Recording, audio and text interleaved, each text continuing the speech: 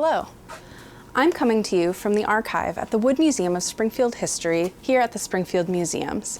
Our archive is home to many collections, but today we are going to talk about local survivor stories of immigrants who settled here after the Holocaust.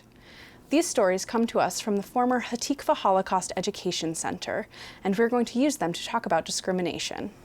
This program is called Us and Them. What makes somebody an us, and what makes them a them? I might see another woman and consider her part of my group. Or I might see someone in a rival sports team's jersey and think they're a them. We categorize people every day based on their appearance and our perception of them, but sometimes that might get dangerous. We will look at these dangers and how they can grow with the pyramid of hate. The reason we still discuss the Holocaust today is both to keep the memory of the victims alive and to educate further generations about what happens when we think with an us versus them mentality. When we think of the events of the Holocaust, it is important to remember that this did not happen overnight. It started with hateful attitudes that escalated to hateful action. To break down how this happened, let's take a look at the pyramid of hate. There are 5 key terms we will be using throughout our program today. We will learn these terms by studying primary sources. Examples of these types of sources can be a newspaper or a piece of art, or even an article of clothing. While primary sources come in many different forms, the type we will be looking at today are photographs. We will start by looking at the term prejudice. Prejudice is a negative attitude toward a person or group formed without examining individual characteristics. In this photo, Elizabeth Eckford attempts to walk into Little Rock High School after it has been desegregated. Take a look at this photo. What do you notice about Elizabeth Eckford? What do you notice about the other people in the photograph? This photo is an example of prejudice because white protesters did not believe that African American students should be allowed to attend the same schools as white students. The people in the crowd did not know her or her character, but they disliked her simply because of the color of her skin. Next is scapegoating. Scapegoating is unfairly blaming an individual or group for circumstances that have varied causes. This is a sign protesting the construction of an Islamic community center in Murfreesboro, Tennessee in 2010. It says, "I learned everything I need to know about the Quran on 9/11. What do we know about the events of 9/11? We know that terrorists hijacked planes. How many Muslim people are in the world today? Can all of these people be responsible for the acts of a few individuals? No. This photograph is an example of scapegoating because it shows a sign blaming all people of Islamic faith for the 9/11 attacks on the World Trade Center. Next, we will see how thoughts begin to turn into action when we look at the word discrimination. Discrimination is the denial of justice or fair treatment. Here we see a segregated drinking fountain outside a courthouse in Halifax, North Carolina in 1938.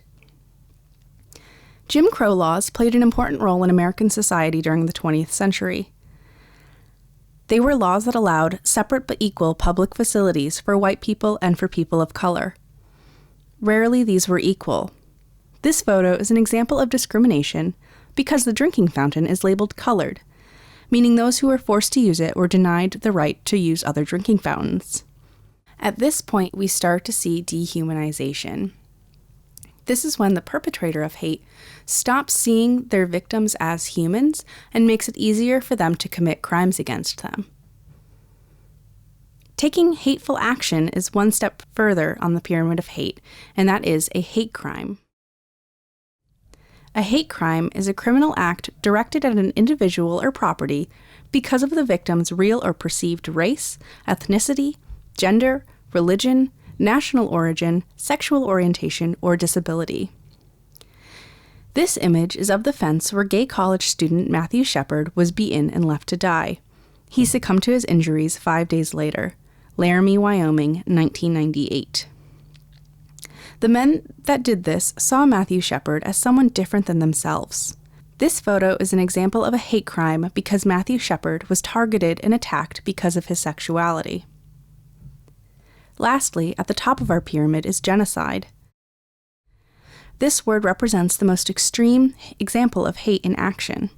Genocide is the systematic destruction or attempted destruction of a group of people. This last photo is of Jewish women and children as they await selection at Auschwitz-Birkenau in 1944. People were separated into two groups based on their ability to perform labor. What types of people do you think were selected to work groups? Men, younger people, able-bodied people? Do you think anyone in this group was selected for work? Now that we know about the pyramid of hate, we can see how hate spreads over time. It builds up layer upon layer. Something like the Holocaust doesn't just happen overnight. But how can we stop this hate from spreading? Well, there are two types of people who see hate spread. There are upstanders and there are bystanders. A bystander is someone who just stands back and watches this hate spread but doesn't do anything to stop it. An upstander, on the other hand, recognizes that something is wrong, and they go to the defense of whoever is being perpetrated against. Now we will turn our attention to the Holocaust and review the pyramid of hate in terms of what happened in Europe during World War II. We will see some upstanders and we will see some bystanders, but we will see a lot of perpetrators of hate. Long before the World Wars, there was prejudice against the Jews in Europe. Since the early church did not permit lending money at interest, Jews came to fill the vital but unpopular role of moneylenders for the Christian majority. This led to widespread anti-Semitism throughout Europe. Anti-Semitism is an example of the first level of the pyramid of hate: prejudice. After Germany's defeat in World War I, many Germans blamed the Jews for the widespread unemployment, inflation, and food shortages that plagued Germany. However, it was the worldwide economic depression that began in 1929 with the crash of the stock market that had the severe negative impact on Germany because of the large punishment tax imposed at the Treaty of Versailles that followed the end of World War I. More people were homeless and jobless in Germany than in any other country affected by the Depression. The German people were looking to find someone to blame and used the Jews as a scapegoat for their problems. Adolf Hitler traveled around Germany speaking to groups of people in order to get support for his Nazi party. He promised to restore Germany to its former place of honor in the world. He promised to rebuild Germany's economy by creating jobs and economic incentives for businesses. The Nazi Party became the dominant political power in Germany after its sweeping victories in the 1932 elections. Hitler believed in the idea of Lebensraum. It was the basic principle of the Nazi foreign policy. Hitler believed that Eastern Europe had to be conquered to create a vast German empire for more physical space, a greater population, and a new territory to supply food and raw materials. An early way he did this was by taking rights away from the Jews. In 1935, Adolf Hitler, leader of the Nazi Party and Chancellor of Germany, passed the Nuremberg race laws, which stripped German Jews of their citizenship and barred them from holding public office. German Jews would also eventually be forced to wear yellow stars of David in public to identify themselves as being Jewish and to make it easier to be discriminated against. This is where the dehumanization in Germany starts during the war. On November 9, 1938, a wave of government-sponsored attacks on Jewish homes, businesses, and synagogues took place throughout Germany and German-controlled Austria. These attacks killed 91 people, and more than 30,000 Jewish men and boys were rounded up and sent to a concentration camp. These attacks are known as Kristallnacht, which is German for Night of Broken Glass, due to the smashing of Jewish storefronts and home windows. These attacks on Jewish men and businesses were hate crimes because the perpetrators were only focused on their religion. Following Kristallnacht, the Nazis imposed strict curfews on Jews and restricted their movement. They moved them to ghettos, and they confiscated their belongings. In 1942, a group of high-ranking Nazi officials met in Wannsee, Germany to discuss the final solution of the Jewish problem in Europe. Within months, 6 extermination camps were established in Poland. These camps were responsible for the deaths of 3 million Jews during a 4-year period. The final solution is an example of the fifth and most violent level of the pyramid of hate: genocide.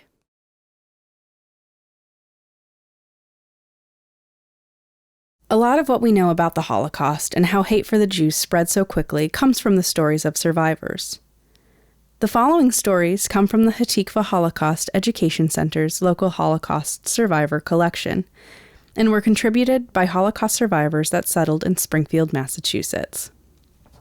Kurt Warner was born on June 25, 1921, in Germany.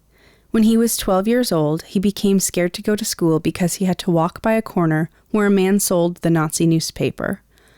The man spit at Kurt every day as he walked by because Kurt was a Jew.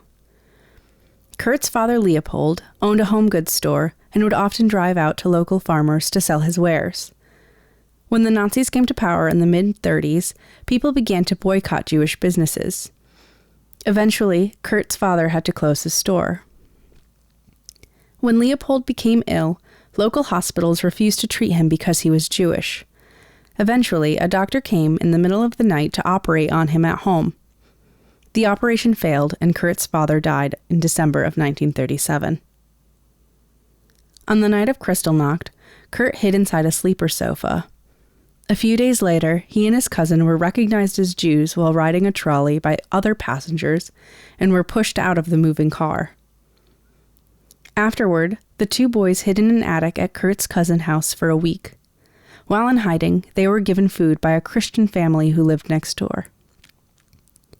In 1939, Kurt began sewing money and other valuables into sofas for friends fleeing Germany to help them salvage some of their possessions. Later that year, he volunteered for a labor camp instead of waiting for the Nazis to arrest him. At the labor camp, Kurt was one of 80 children who were forced to pick potatoes. He eventually broke out in boils and was sent home. Although Kurt was told to report back to work in 2 weeks, he never did. Most of the children at the camp were eventually murdered in a concentration camp. In 1940, Kurt left Germany after two friends in the United States gave him a $250 loan for the passage by sea. He brought with him only the allowed 10 German marks, worth $3.75 in American money. In 1944, Kurt joined the U.S. Army and fought in World War II. After the war, he returned to Hartford and married his wife, Marion. Kurt and Marion had 2 children, Stephen and Beverly.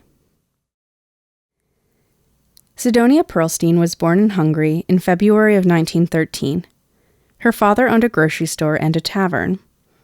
In 1940, Jews were no longer allowed to obtain certain licenses to operate businesses, so Sidonia's father was forced to close his tavern. In March 1944, a town crier announced that all Jews were required to pack their bags and gather in the street by 8 a.m. the following morning. Sidonia and her family were among the Jews who were deported to a ghetto that day. In May of that year, the family was deported again. This time they were taken by cattle car to Auschwitz.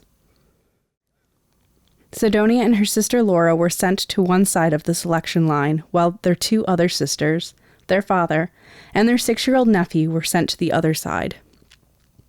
Sidonia and Laura never saw their family members again. Sidonia and Laura spent 2 months in Auschwitz cleaning latrines as slave laborers. One day, Sidonia observed a Russian prisoner of war burying a turnip in the ground. When the prisoners left and no one was looking, she dug up the turnip and shared it with her sister. After their stay in Auschwitz, Sidonia and Laura were sent to Dachau, where their heads were shaved and they were given concentration camp uniforms to wear. They were sent to work in a munitions factory lifting heavy metal rods for several months. Sidonia broke her shin while working in the factory, and because it was not treated, her leg never healed properly. In October of 1944, Sidonia and Laura were shipped to Bergen-Belsen, a concentration camp where most inmates were too weak to perform physical labor. In February of 1945, Laura became ill with typhus. She died 2 months prior to liberation. After liberation, Sidonia stayed at Bergen-Belsen, which became a displaced persons camp. She gave birth to her daughter Hannah in 1947. Sidonia and Hannah later immigrated to Springfield, Massachusetts in 1949. Sidonia worked in a dress factory and later became an accomplished seamstress and clothing designer in the Springfield community.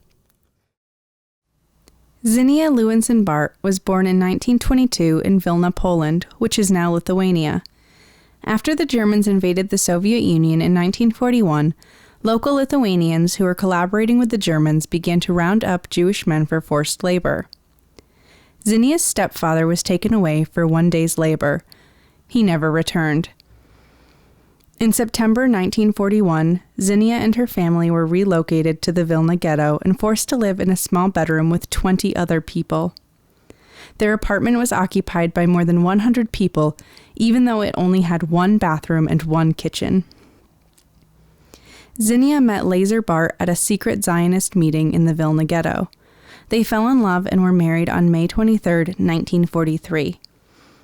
8 days before the ghetto was liquidated, Zinnia, Lazar, and 14 members of the resistance escaped into the forest. After making their escape from the ghetto, Zinnia and Lazar joined the Partisans of Vilna Avengers group. Zinnia served as a camp cook and a supply courier between the resistance fighters' camps. While living in the forest, Zinnia heard that her mother and brother were among 500 prisoners taken to a labor camp in Vilna. When the Vilna labor camp was liberated in 1944, Zinnia found her mother and brother lying sprawled out on the courtyard. They had been shot dead by the Germans as they fled the city.